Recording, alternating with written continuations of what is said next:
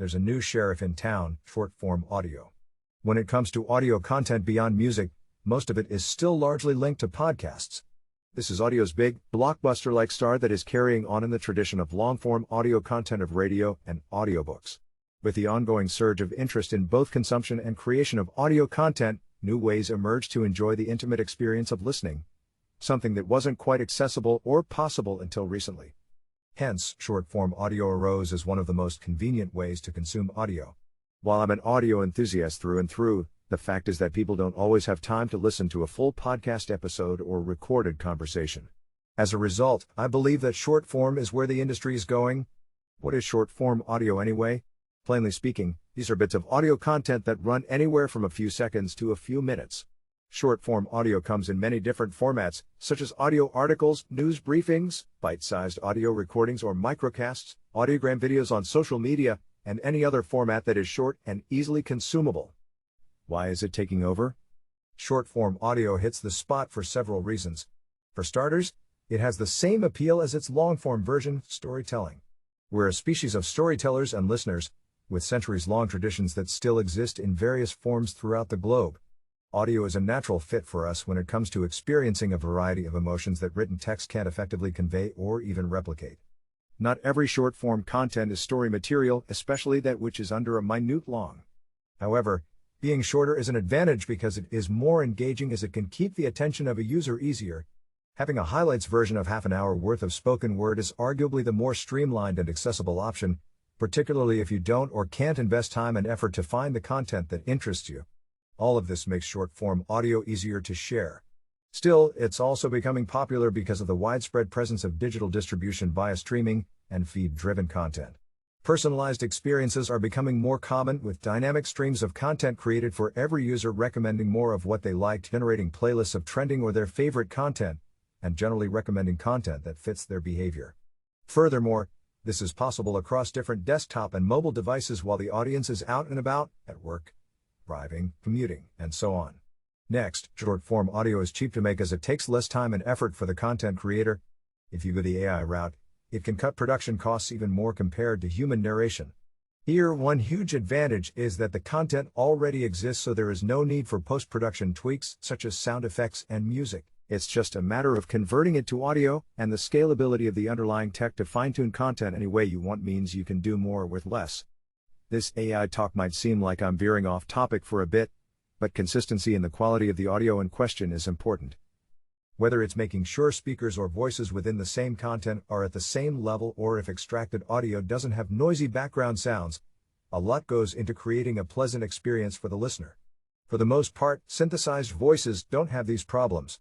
Using AI for content creation is far from new, but its use in content distribution is just getting started. The short-form format is prevalent across smart assistants, where a simple voice command provides the expected experience by playing the latest news bulletin, audio article of a certain publisher, microcast episode, and so on. In the same vein, audio AI content can act as a gateway to broader distribution in the audio landscape, where freshly created audio content can be syndicated to every audio streaming platform, like this very blog, automatically distributed in a flash briefing format, and more. There are various possibilities to create custom content, have it portable, and easily updatable to stay fresh and relevant. Miami Herald is a great example of so-called segmented streaming experiences. Top local stories are available via smart speaker every weekday morning and on leading audio platforms, providing a multimodal experience. Solutions like this point to an ever-present need for publishers to be present wherever their audience chooses to be, whether that's reading, listening, watching, or talking to their smart assistant. Finally, I suspect that the fact that people know how to speak a language but don't necessarily know how to read plays a minor role as well, particularly in multilingual countries. After all, the ongoing revolution is a global thing, which leaves plenty of room for growth. The impact of social audio. Social audio was inevitably the catalyst for the asynchronous nature of short-form audio. Since the concept was brought to the spotlight by Clubhouse, the content economy has gone a step further and created a new market of bite-sized audio recordings. While authenticity and unpredictability are part of what makes live content great, that same unpredictability means conversations can easily veer off track. In the case they are not recorded, it's impossible to optimize for discovery. With short form, there's simply less friction in the process. This is why this particular social audio segment is booming with numerous startups and novel ways to access and listen to content. Besides big tech, these companies are innovating and establishing new platform ways to use short-form audio. For instance, Beams allows collaboration on micro-podcasts, Quest focuses on career advice, Illy is gaining footing in the medical and pharma spaces, while Racket promotes social audio collaboration functionality. In short, this is becoming a robust sector that will continue to grow and experiment. The opportunity is real. Once again, it just goes to show how important it is to start an audio journey, then build off it.